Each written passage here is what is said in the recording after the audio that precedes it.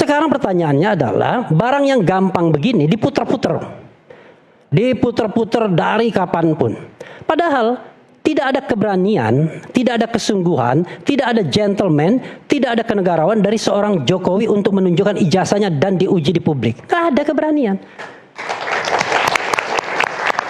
Kalau Anda mengatakan bahwa ijazah yang benar itu adalah yang ditunjukkan di Polda Metro Jaya pada tanggal 15 Desember 2025, konyol semua kita. Bagaimana kita berdebat? Keberatan tidak berani, Mas. Tolong, saya tidak motong Anda. Ya. Tolong, saya tidak motong Anda. Dan sudah di... Tolong, saya tidak motong Anda. Ya. Jangan galak-galak. Saya tidak motong Anda. Emosi. Ya. Saya tidak emosi, tapi ini tekanan. Ya. Oke, tapi silakanlah dipersingkat. Oke. Jadi, ya, kalau ditunjukkan baru pada tanggal 15 Desember dan semua didinai semua, maka kita ini konyol semua jadinya. Padahal yang tanggal 15 Desember itu sepintas saja ditunjukkan sebentar 5 menit, sudah itu hilang lagi barang ini. Ini bulan apa ini? Ini bulan Maret. Kalau kita bilang Januari, Februari, Maret, kita berdebat lagi 3 bulan untuk barang yang kemudian ditunjukkan sekilas. Ada nggak peluang untuk menunjukkan bahwa ijazah itu benar-benar asli? Yang saya katakan, kalau memang benar-benar asli dan proven melalui putusan pengadilan yang berkekuatan hukum tetap, ya kita akan minta maaf. Ada CLS, Citizen Lawsuit. Tunjukkan di sana. Citizen Lawsuit itu pengadilan juga. Pak Jokowi pernah mengatakan, saya akan tunjukkan di pengadilan, ya, ijazah saya dan lain sebagainya. Begitu ada Citizen Lawsuit yang jelas-jelas, petitumnya itu minta agar ijazah ini dinyatakan palsu, which is harus sebaliknya dia membuktikan, tidak datang juga ijazah yang konon katanya asli. Padahal Polri adalah pihak yang juga digugat. Ingat, yang digugat itu Pak Jokowi, kemudian Rektor UGM, Wakil Rektor UGM kalau tidak salah sebagai institusi, dan kemudian kepolisian. Polisi itu Polri, Polisi Republik Indonesia. Nggak datang juga. Nah pertanyaannya adalah, appeal saya kepada pihak penyidik juga. Kita ini mau menyelesaikan masalah yang sesungguhnya atau enggak? Ataukah kita hanya menunggu agar Roy Suryo meminta maaf juga datang ke Solo, brokernya banyak, Dr. Tifa datang ke Solo, brokernya banyak, ataukah kita mau brokernya banyak? Brokernya banyak. Yang mengajak maksudnya banyak? Iya. Contoh misalnya? Loh, Farhad aja pernah menawarkan kita. Oke. Ya kan? Satu lagi? Siapa saja, ya kan?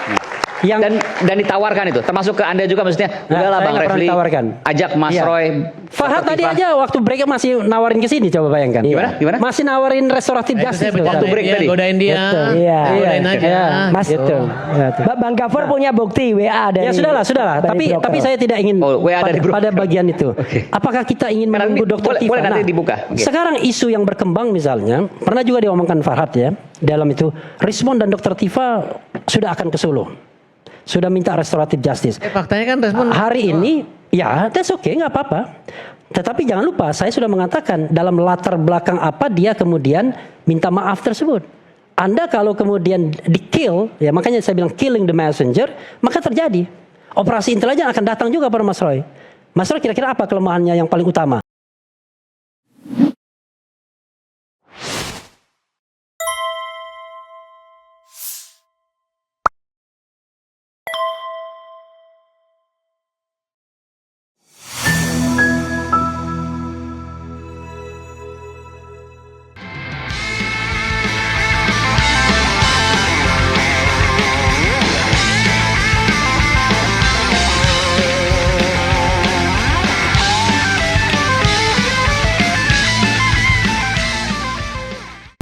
Assalamualaikum warahmatullahi wabarakatuh. Waalaikumsalam warahmatullahi wabarakatuh. Sobat RH sekalian, jumpa lagi kita di channel yang keren ini. Keren Cadas. Tetap cadas. Tetap cadas ya. Iyalah, Cadas itu adalah channel cerdas artinya. Oke. Jadi Keren Cadas itu kepoin Refli ngebangun channel cerdas. Iya. Nah karena kita kan cerdas, ya kita harus komentari dan sikapi terhadap satu fenomena ini, Mas Roy. Iya, yang hari ini heboh banget. Jadi kita bertindak sebagai narasumber semua nih. Iya. Jadi Mas Roy dari klaster yang sama, klaster 2. Saya tapi juga sebagai klaster yang beda juga gak apa-apa. Iya. Tapi ini kan sama-sama di pool klaster 2 gak ada kan. perbedaan di antara kami. Tapi maksud saya, maksudnya dalam satu klaster yang sudah diajukan, kan. Ya. Jadi kan pernah diajukan ininya berkasnya kan? Ya, ya. Nah, kemudian saya tentu dari sisi sebagai kuasa hukumnya. Betul, terima kasih. Di mana saya pernah berjanji bahwa kalau salah satu menyampaikan perbedaan sikap restoratif justice ya secara spesifik, saya akan mengundurkan diri sebagai lawyernya. Oke. Tapi jangan salah, kan 3 masih, Ya. 2 masih tanggung jawab Jadi kita. mengundurkan diri itu ini sama seperti kalau ada surat misalnya SP3 lah. Ya. SP3 itu kan surat perintah penghentian penyidikan. Lah kalau Ya. suratnya dicabut, semuanya dicabut. Ya. Kalau lawyer itu kan biasanya kalau dicabut bikin kuasa baru kan, Pak? Nah, jadi itu. kita minta nanti kuasa baru kita Ya. bikin, ya kan? Oke lah. Tapi gini,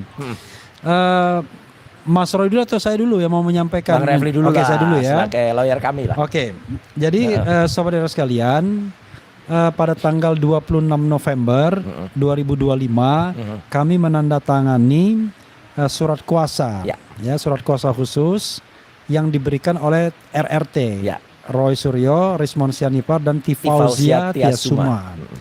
Dan kemudian ya paling tidak mulai tanggal 27 kita secara fisik sudah bekerja ya. Suratnya tertanggal 26 November tapi tanda tangannya 27 waktu itu. Nah, di Bala RR kemudian tim itu dinamai Bala RRT area alias Barisan Pembela Roy Rismon Tifa. Dan tugas kita memang adalah melakukan pembelaan ya terhadap kasus yang menimpa Roy Rismon Tifa yang pada waktu tanggal 26 November itu sudah ditetapkan sebagai tersangka karena ditetapkan sebagai tersangkanya pada tanggal 7 November. Persis, ya. Nah, kami melakukan kerja-kerja pembelaan. Dalam kerja pembelaan kami tentu tidak terpikirkan untuk meminta restoratif justice, apalagi tidak. dengan jalan meminta maaf kepada Pak Jokowi. Apalagi juga selain minta maaf, nyabut semua keterangan semula. Nah, ya, itu juga enggak. Dan juga kita juga tidak berpikir bahwa kita salah karena ini adalah sebuah hasil penelitian ilmiah. Sudah panjang ini ceritanya. Ya, yang 99,9% palsu. Ya.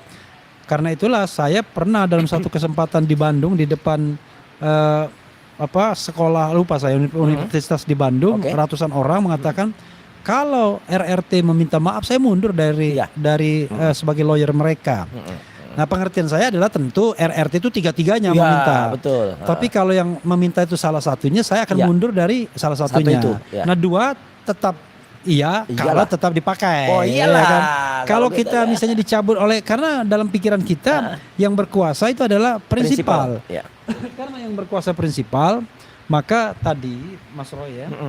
Kami beberapa lawyer coba merumuskan sebuah sikap. Nah, sikap itu akan saya bacakan. Silakan dibacakan.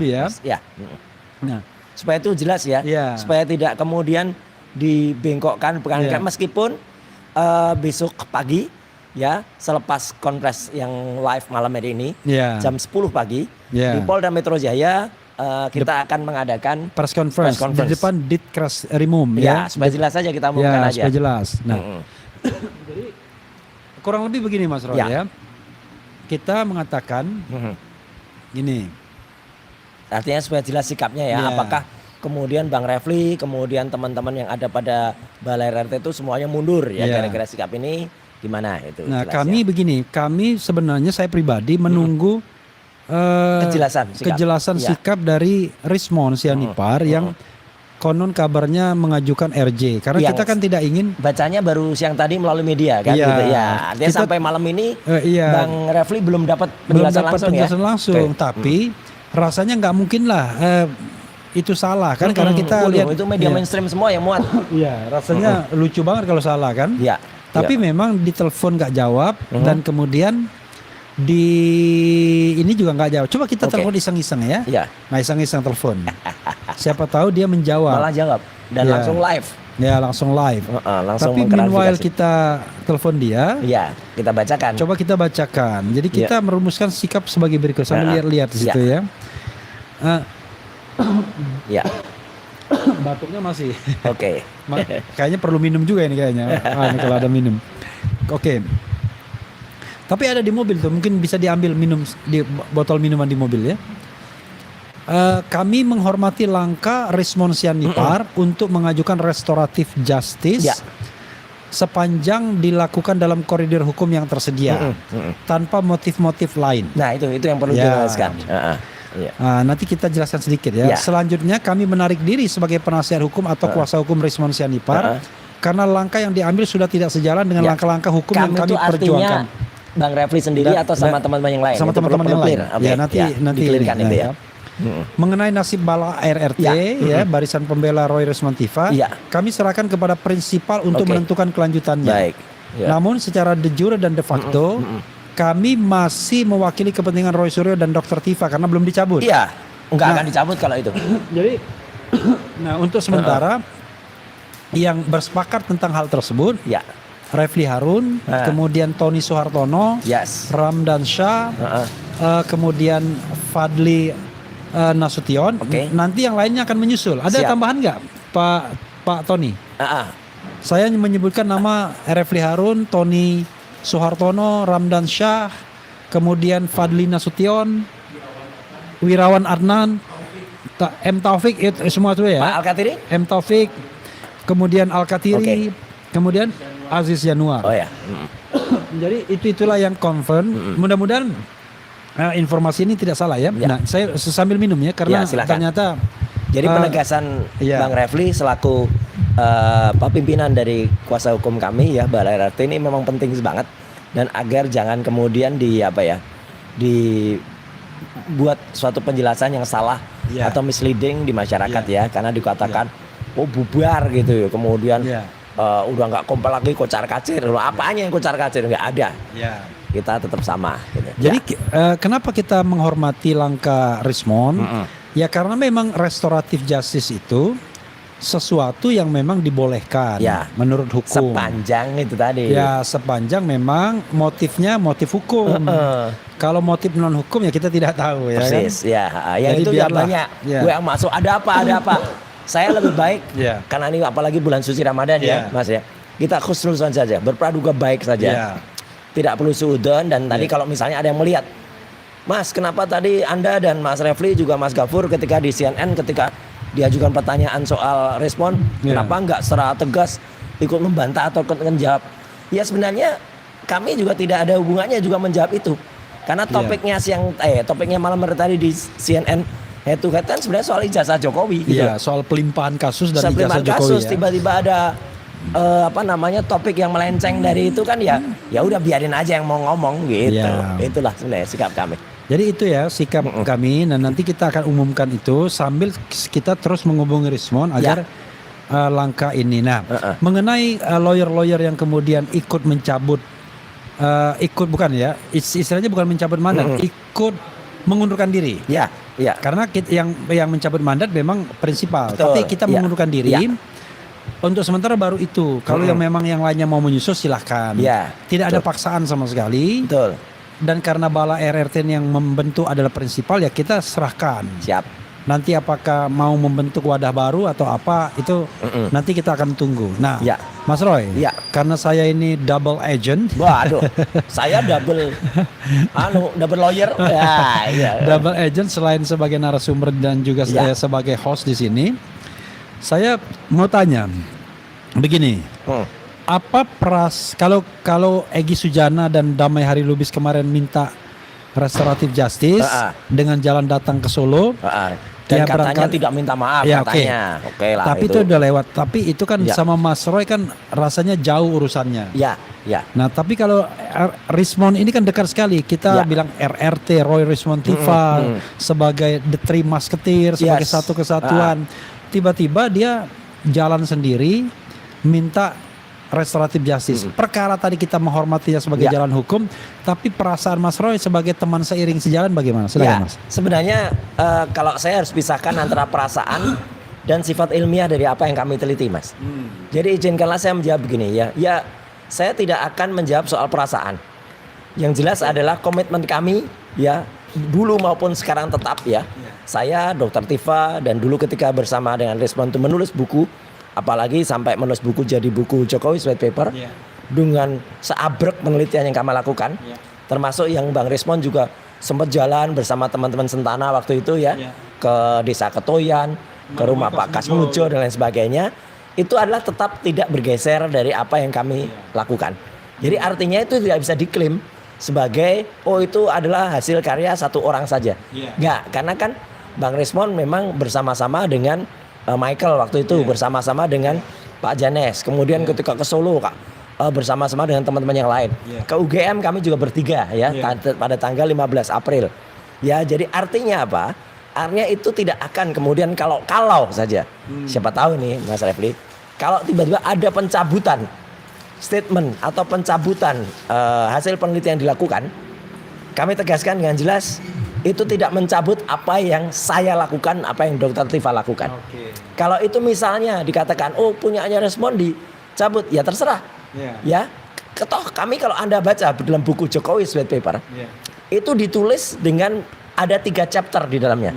Chapter pertama saya yang nulis, chapter kedua Rismond yang nulis, chapter ketiga Dr. Tifa yang nulis. Itu bukan kemudian kami ada satu yang kemudian kami menelitinya bertiga gitu, enggak. Jadi kami masing-masing melakukan penelitian ya individu, kemudian setelah itu digabungkan.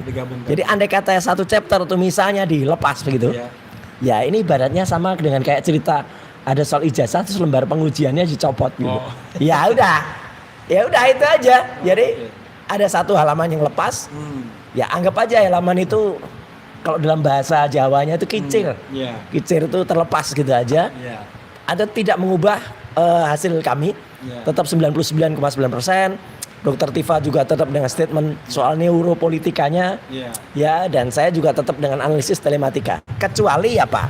Kalau misalnya orang yang mendorong supaya Bang Rismond ini RJD menginginkan kalau itu cabut kan Roy juga pasti akan mencabut karena mereka penelitiannya barengan. Tidak, ilmu kami juga berbeda. Saya pakai telematika, Rismond pakai digital forensik.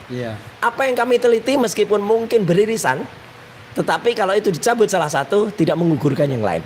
Itu yang paling penting, Mas. Jadi kalau soal perasaan, menurut saya ini kita nggak pakai perasaan, kita pakai logika, kita pakai ilmiah, kita pakai ilmu pengetahuan. Gitu. Iya, jadi sobat RH sekalian ya, sekali lagi kalau kita kaitkan dengan apa yang sudah disampaikan ke publik, itu menjadi milik publik sebenarnya, public ownership. Jadi misalnya segala pernyataan Rismond dan lain sebagainya, termasuk bukunya Endgame dan lain sebagainya. Kalau Endgame itu memang tulisannya Bang Rismond. Nah, meskipun pada tulisannya Bang Rismond itu beberapa bahan itu memang tapi seizin saya juga kok. Saya ngambil dari hasil kami ketika saya ke Sydney. Enggak apa-apa. Toh saya juga bisa menerbitkan sendiri. Itu akan terbit nanti dalam buku Gibran Black Chapter. No problem kalau itu. Soal itu no problem. Jadi sobat era sekalian, saya akan mengatakan killing the messenger. Memang resiko orang yang ingin mempermasalahkan penguasa atau mantan penguasa yang masih powerful adalah killing the messenger. Jadi pembunuhan. Jadi pembunuhan karakter, pembunuhan penyampai pesan. Dan kita sudah menyadari itu. Tetapi ya jangan salah bahwa masalahnya tetap yaitu apakah ijazah Jokowi asli atau palsu. Dan tidak kemudian gugur gara-gara Rismond RJ. Enggak, sama sekali. Dan bahkan apa yang disampaikan Rismond tetap bisa menjadi alat bukti. Persis. Karena itu adalah hasil penelitian. Ya kan? Dan juga dia sampaikan di bawah sumpah ketika di sidang KIP, di sidang CLS di Solo gitu ya. Lawsuit. Bahkan dia sampaikan pula di gelar perkara khusus misalnya. Jadi kalau kita lihat memang cara Jokowi ini kelihatannya adalah bagaimana menawari satu-satu orang restoratif justice. Betul, satu persatu kelihatannya dia juga nggak mau kasus ini sampai ke pengadilan. Ini kan salah cara. Jadi kalau sebenarnya Mas Roy, kalau kita sering dengar kita tunggu di pengadilan, mana pengadilannya ditunggu 7 kali di CLS. Tapi sebenarnya kita cocok sama Jokowi semuanya. Gimana? Sama-sama menginginkan tidak ada pengadilan terhadap Mas Roy dan Dr. Tifa. Tapi kita kan tetap caranya. Kita tetap menginginkan pengadilan pembuktian ijazah palsu. Bukan yang terus hanya dikejar-kejar. Soal itu. Jadi kita sudah mengatakan bahwa proses hulu hilir dalam penyelidikan dan penyidikan kasus RRT ini sebenarnya melanggar hukum, melanggar undang-undang. Karena itu sudah tidak relevan lagi dilanjutkan. Apalagi proses pelimpahan kejaksaan dan kemudian balik lagi P19 itu balik lagi sudah melampaui waktu 14 hari. Betul. betul. Nah, kita menginginkan kasus ini stop. Bukan stop karena kita menyerah, Ya, tapi stop demi hukum. Tetapi demi rakyat Indonesia, demi warga negara yang ingin tahu ijazah Jokowi palsu atau tidak, buka kembali dong di Oh iya, Barreskrim. yang di Barreskrim, betul. Iya, atau dilaporkan yang baru. Ya. Jadi ada pelaporan baru dengan bukti-bukti baru yang menurut saya cukup Persis. cukup Jadi perjuangan kita itu kan sebenarnya perjuangan yang panjang. Iya. Ya kan? Dulu Mas Refli ingat gak? Dulu Dr. Tifa mengatakan apa yang kayak Pangeran Diponegoro itu apa? 1825 itu apa ya? Dia dulu 1825, 1830 itu perang Diponegoro, perang Jawa. Iya, kenapa? Dia dulu mengatakan itu kenapa ya? Ingat itu? Iya. Analoginya apa itu? Analoginya apa? Ya, pokoknya kalau saya analoginya gini. Itu kan ibaratnya perang Jawa gitu kan. Iya. Jadi perang yang oleh Belanda itu disebut perang yang panjang, Java Orlog. Iya. Hanya kenal kita waktu itu kan pemimpinnya adalah Pangeran Diponegoro. Iya. Nah, tetapi ada kaosnya. Nah, sementara kita sekarang lagi melawan Pangeran Niponegoro. Nah, gambarnya ini. Nggak tahu ini siapa ya gitu, tapi pokoknya ini Niponegoro katanya. Oke. Nah, ini orang nggak tahu gambarnya siapa, saya juga nggak ngerti ya, yang lukis juga bukan. Iya. Pokoknya ini. Berarti Mas Roy udah ganti baju ya? Oh iya Pak. Loh, tadi kan beda. Oh lain ya? Lain. Iyalah. Banyak stok kaosnya berarti ya. Iya, banyak kaos datang hari-hari. Jadi ini. kata teman kita ya, tidak ada rasa kesedihan bagi kita ya. Ini cuma kerikil-kerikil betul kecil dalam revolusi yang besar. Betul. Ya Itu kan? kalau kata Bung Karno dalam film pengkhianatan G30 SPKI. Iya. Lumrah dalam satu revolusi. Iya. Ini bagaikan satu butir apa itu sahir atau apa itu ya dalam sebuah perjuangan. Harto, biasa kamu. Nah, gitu kan ada gitu. Terus dia panggil, "Pur, sabur." Nah, gitu kan. Dalam film kan gitu kan. Tulis surat gitu ya. Jadi dengan ini saya tunjuk Maijen Pranoto sebagai kepala keamanan. Dan kamu Harto, kamu harus tetap memegang. Tapi waktu itu Pak Harto menolak. Nah, yang jelas yang menjadi Bung Karno itu adalah Umar Khayyam. Iya, Umar Khayyam dan Umar yang menjadi itu Pak dosen Harto. UGM, ada lagi dosen UGM dan yang menjadi Pak Harto adalah Dr. Amaroso Katamsi. Dokter itu. Itu juga dari Jogja juga itu. Iya. Saya lihat pernah di Asdrafi itu, saudara Persis. saya bikin film dia anunya. Dan yang jadi apa Aidit kok Aidit? Bukan, yang jadi tokoh PKI itu Syuba Asa. Nah, itu seorang wartawan Tempo. Nah, itu ya. Oke, kita tidak membahas film G30 ya, nanti belok ke sana gitu kan. Karena memang pekerjaannya sebelah sana itu mau belok-belokkan kasus. Makanya kita luruskan. Iya, sebenarnya lagi-lagi ya, kita hanya ingin walaupun yang bertanya itu satu warga negara, tapi ini pertanyaan yang justified, yaitu mempertanyakan ijazah yang pernah digunakan dalam jabatan publik. Jangan sampai kayak tulisan nih, al ijazah al falsu. Iya tak? Itu jangan sampai begitu ya. Jadi begitu ya saudara sekalian ya. Mas Roy ada yang mau ditambahkan? Saya kira itu ya. Jadi komitmen kami tidak akan bergeser satu mili pun pada perjuangan, dan saya selaku pribadi dan juga atas nama tadi kebetulan sore tadi ngobrol dengan Dr. Tifa kasus ini, kami berterima kasih kepada lawyer yang tetap setia membersamai kami. Ya, terima kasih kepada Bang Refli dan kawan-kawan dari Bala RT. Ya gitu. Nanti R-nya kan hilang satu kan? Ya, jadi Bala RT nanti.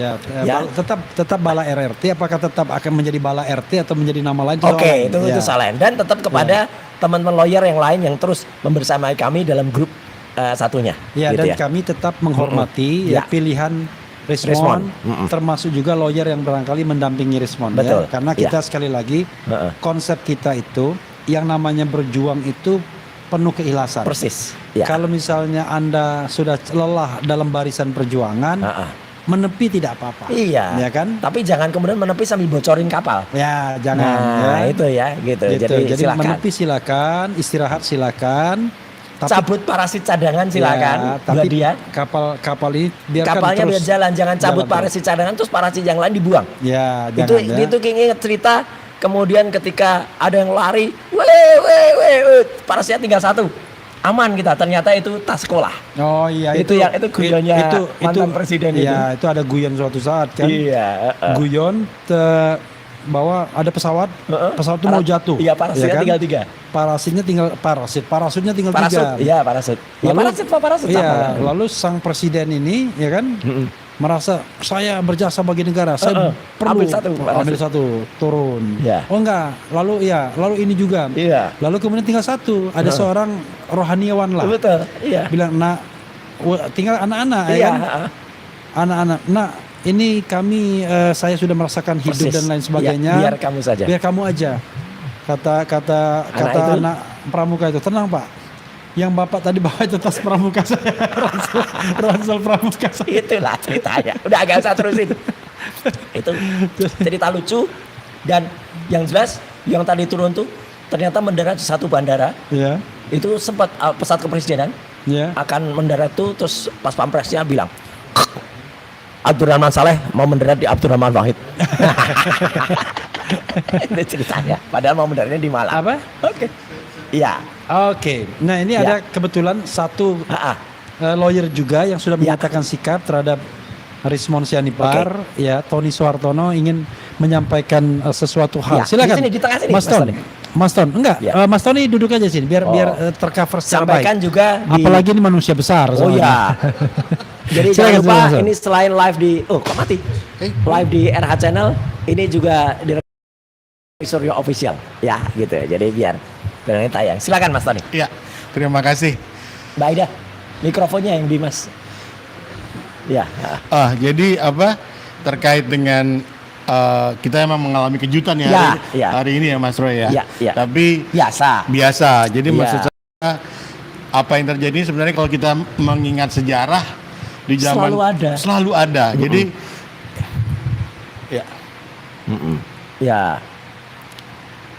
Jadi kalau menurut saya kejadian hari ini itu adalah hal yang biasa. Jadi kalau dalam sejarah ini hanya riak-riak kecil dalam samudra. Persis. Gitu. Jadi semua show must go on, biarkan saja ya Mas Roy. Anggap aja riak-riak kecil dalam samudra. Oke. Ya kayak Bung Karno tadi sekali lagi. Ini bagaikan butir pasir di dalam perjuangan. Tonton itu film pengkhianatan ketika PPK itu. Oke. Baik, cukup Mas Roy. Terima kasih. Sukses selalu. Sama-sama. Ya, kita tunggu closing dari pemilik RH. Tentunya keren dan cerdas. Keren cerdas. Mikrofonnya sini, Pak. Iya. Oke, ya. Balikin lagi. Ya, sobat sekalian. Balikin lagi loh ya. Enggak balikin akademi. Lain itu ya. Ya, sahabat sekalian, itu tadi ya kita bincang-bincang kita sekali lagi memang dalam perjuangan itu ada kerikil-kerikil dalam revolusi biasa saja. Tetapi memang kita ini berbagi peran. Mas Roy prinsipal dan saya penasihat hukumnya atau kuasa hukumnya. Nah, tentu kita menghargai setiap keinginan langkah dari prinsipal. Kita juga tidak boleh mengatakan bahwa pilihan Rismon adalah pilihan yang buruk. Enggak. Sepanjang kita itu dilakukan dengan alasan hukum yang sah. Betul. Yang kita tidak hormati tentu kalau ada deal-deal di belakang layar yang kemudian itu menunjukkan betapa rendahnya harkat dan martabat orang, ya kan? Nah, misalnya katakanlah isu-isu ada gelontoran-gelontoran apa misalnya itu yang kayak kaos yang pernah saya pakai. Ya, nah uang itu, haram. Itu mudah-mudahan tidak terjadi. Jadi tidak apa-apa ya, masing-masing orang memiliki jalannya sendiri-sendiri. Artinya mungkin Rismon sudah lelah, kemudian keluarganya menginginkan selesai, tapi Mas dan Dr. Tifa insya Allah terus. Amin. Dan mudah-mudahan kita akan menemukan pembuktian bahwa memang ijazah itu 99,9% palsu. Wassalamualaikum warahmatullahi wabarakatuh. Keren. Cadas.